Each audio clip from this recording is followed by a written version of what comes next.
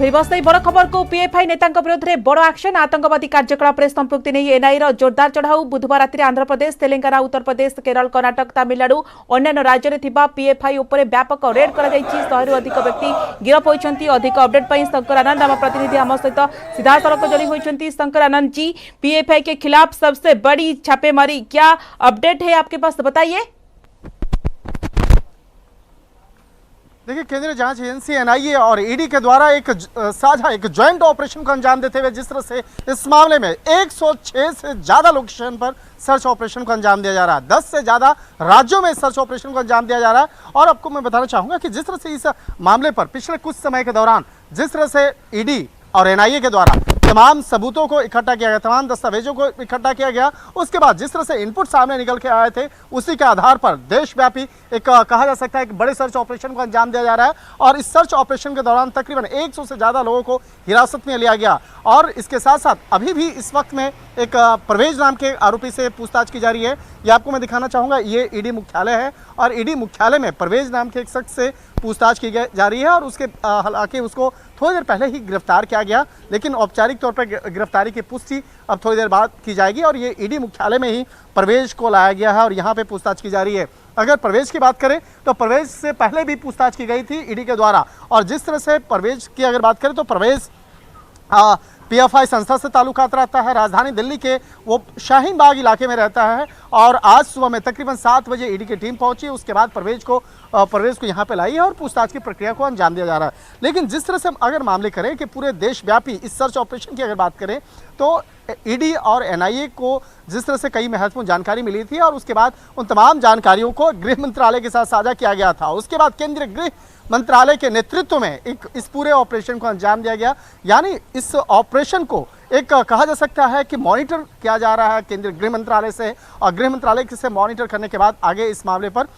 जो निर्देश जो है, उचित निर्देश है, वो दिया जा रहा है। और कहा जा सकता है कि तकरीबन 3 से 4 बजे इस मामले पर औपचारिक तौर पर जानकारी एनआईए और ईडी के द्वारा साझा किया जाएगा कि किस तरह से आज के इस सर्च ऑपरेशन को अंजाम दिया गया और किस तरह से इस मामले में तमाम लोगों की गिरफ्तारियां हुई और कितने लोकेशन पर सर्च ऑपरेशन को अंजाम दिया गया। एक तरह से कह सकते हैं कि पीएफआई संस्था से जुड़े हुए ये एक सबसे बड़ी कार्रवाई है जो देशव्यापी सर्च ऑपरेशन को अंजाम दिया जा रहा है। और ईडी के अधिकारियों की अगर बात करें तो यहाँ पे ईडी के कई वरिष्ठ अधिकारी जो है मौके पे मौजूद हैं, अभी इस वक्त में एनआईए मुख्यालय में मौजूद हैं। और यहाँ पर तमाम कहा जा सकता है कि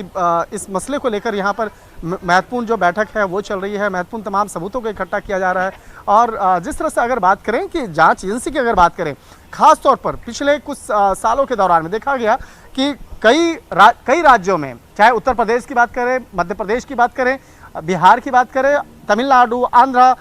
या कर्नाटक की बात करें, वहाँ पर जिस तरह से पीएफआई संस्था लगातार अपना पांव पसारता हुआ नजर आ रहा था और पीएफआई संस्था के खिलाफ जिस तरह से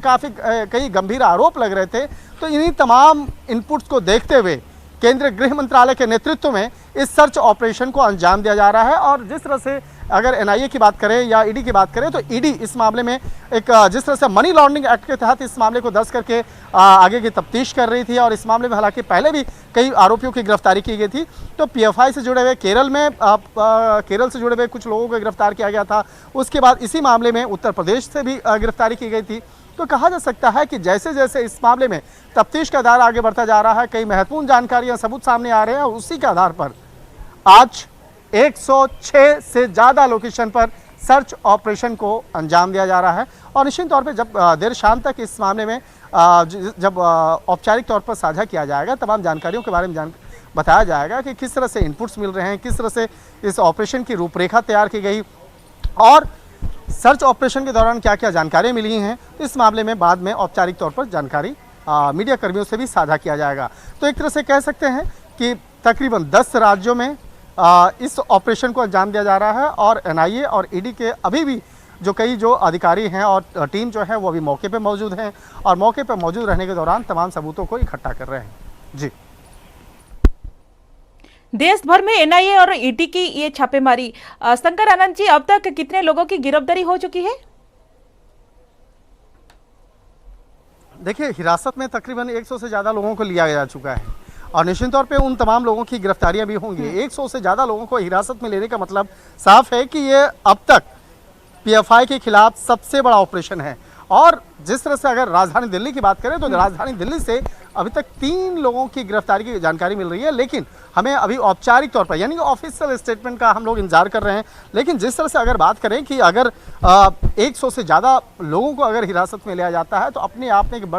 बड़ी खबर कही जा सकती है। और जिस तरह से आज देर शाम तक इस मामले में ऑफिशियल तौर पर जब गिरफ्तारी की पुष्टि की जाएगी तो वो आंकड़ा बेहद दिलचस्प होगा। और एक तरह से कहा जा सकता है कि जिस तरह से पीएफआई संस्था पर अब तक आरोप काफ़ी लगे, लेकिन जिस तरह से आज सर्च ऑपरेशन हो रहा है वो भी 100 से ज़्यादा लोकेशन पर, तो ये अपने आप में एक नई कहानी है, नया एक अध्याय है। और इस मामले पर जो तमाम जो इनपुट्स हैं उस इनपुट की अगर बात करें तो पिछले 3 से 4 महीनों के दौरान तमाम इनपुट्स को इकट्ठा किया गया था और इस मामले पर केंद्रीय गृह मंत्रालय में कई राउंड की बैठक हुई थी और उस बैठक में एनआईए और ईडी के जो अधिकारी थे वो मौके पे मौजूद थे और उसके बाद तमाम उस बैठक को अंजाम दिया गया था। और कहा जा सकता है कि जिस तरह से उन तमाम सबूतों और इस मामले में दर्ज कई लोगों का जो बयान है उसी के आधार पर आज 100 से 106 लोकेशन पर सर्च ऑपरेशन को अंजाम पहली बार इतनी बड़ी कार्रवाई। बहुत बहुत शुक्रिया शंकर आनंद जी, सभी जानकारी के लिए बहुत बहुत शुक्रिया। पीएफआई नेता विरोध में ये बड़ एक्शन, आतंकवादी कार्यकलाप संपृक्ति नहीं एनआईए जोरदार रेड होती संपर्क में अधिक आलोचना करने को वरिष्ठ सांबादिक अच्छा अक्षय साहू। सिक्त साहू, आपड़ केमती देखुं पीएफआई नेता विरोध में बड़ एक्शन एवं ये सबुठारु बड़ देखा कि जो भाव में जो गिरफ्तारी संख्या जिते 100 रु अधिक है बड़ एक्शन कहुच्छे प्रथम थर पर एत बड़ रेड होमती देखुं आप? बिल्कुल देखो किसी दिन पूर्व आपण मन थी होम मिनिस्टर अमित शाह कहते जे भारत में कौन प्रकार जो माने रही एक्सट्रीमिस्ट रही जो माने देश विरोधी शक्ति रही से टॉलरेट करा एवं जो माने विदेश रो फंड संग्रह कर फंड को एठी देश विरोध रे लगौचंती विशेष कर देश रे अराजकता सृष्टि करने लगी कौन प्रकार सह्य करा नाही। एवं से दृष्टि से दिन जना पड़ा आपणकर जम्मू काश्मीर समेत कर्नाटक हो कि पंजाब रो किछि पार्ट्स रे एवं आउ किछि आपणकर उत्तर पूर्व राज्य रे जोटी आपणक देश विरोधी शक्ति मान रही जो माने पाकिस्तान सहित लिंक रे अछंती बट आपणकर जो माने आईएसआई एवं अन्य टेरर ऑर्गेनाइजेशन सहित जड़ित रही सेमानकर मूलोत्पाटन करा ए संकेत गोटे मिलता। एवं आमे देखुचे जो पीएफआई रही पॉपुलर फ्रंट ऑफ इंडिया रही एटा गोटे राडिकल इस्लामिक ऑर्गेनाइजेशन तत्व विश्वास करथिबा लोक एमाने इंडिया रे आपणकर गोटे तांकर कहि परबा आईएसआई एवं आपणकर जो रही अन्य ताकत रही भारत विरोधी ताकत रही एमानक सहित गोटे गुप्त बुझामणा रही एवं एमाने आंकर गोटे खाली पीएफआई नुहे पीएफआई रो एफिलिएटेड अनेक ऑर्गेनाइजेशंस रही जो माने विभिन्न राज्य रे काम करुचंती एवं केतेका जगह मद्रास सहित सेमानकर संपर्क रही एवं सेमान फंडिंग करिकरी एक प्रकार देश विरोध रे किछि लोक मान को तैयारी करिथांती। तो आज जेतेबेले सेमानक ऊपर सम्मिलित भाव में अक्रॉस दि कंट्री जेतेबेले तांका ऊपर चढ़ाऊ करा जाउछि निश्चित भाव में सेमानकर जो वर्धित शक्ति बा तांकर जो उद्यम करुचंती शक्ति बढ़ाया पई देश रे ताको गोटे बड़ झटका लागिछि एवं आगामी दिन रे सेमानकर शक्ति निश्चित भाव में दुर्बल हेबो। तो आपन कहते एकदम गुरुत्वपूर्ण कथा ये गोटे बड़ झटका लगी आगामी दिन में ये जो संगठन निश्चित भाव में दुर्बल होगा किंतु आपन देखंतु जेभली भाव में जो एक्शन मोड रे अछि एनआईए विभिन्न स्थान में जो रेड जेभली भाव में जोरदार करा जाउछि आपन कोन लागुछि ये जो जेभली भाव में माने आतंकवादी को फंडिंग करुथिले गोटे कैडर तैयारी करुथिले एवं आतंकवादी को जो कैडर मान को आतंकी कार्यकलाप रे नियुक्त करुथबार अभियोग आसीछि एवं जो सुराग पाई एनआईए मध्य पूर्व सतर्क रहितिला आज ईडी एवं एनआईए पक्षरु रेड करा जाउछि ये गोटे थ्रेट बोली हमें कहि परिबा कि? बिल्कुल देखंतो ए पीएफआई टा संप्रति आमे 4-5 वर्ष हलानी ए नाटा सुनिचे आगुर बहुत गुडिये संगठन थिला जो मानकर नॉमेनक्लेचर बा सेमानकर जदि नामकरण देखिबे ताहले ता सहित गोटे इस्लामिक वार्ड रहउतिला किंतु ताकू सेमाने भूतेया पाई नजर रे न पड़िबा पाई सेमाने पॉपुलर फ्रंट ऑफ इंडिया गठन कले एवं काले केतबे पॉपुलर फ्रंट ऑफ इंडिया ऊपर चढ़ऊ हो पॉपुलर फ्रंट ऑफ इंडिया सेटा निश्चिन्न हो तेणुकर से तार आउ थोड़ा ऑर्गेनाइजेशन भी करिसेंती जेमति कि नेशनल डेवलपमेंट फ्रंट मानिथा थी पसाराई Karnataka forum for dignity new social movement एवं national women's front campus front of India एमती अनेक गुड़िया ऑर्गेनाइजेशन करछंती एफिलिएटेड ऑर्गेनाइजेशन जाको पीएफआई फंडिंग करे पीएफआई बाहर फंडिंग रिसीव करे जोटा प्रमाणित होईची आपनकर पाकिस्तान आईएसआई पाखरु एवं जो टेररिस्ट ऑर्गेनाइजेशन अछि आईएसआईएस एवं अन्य किसी गल्फ कंट्रीज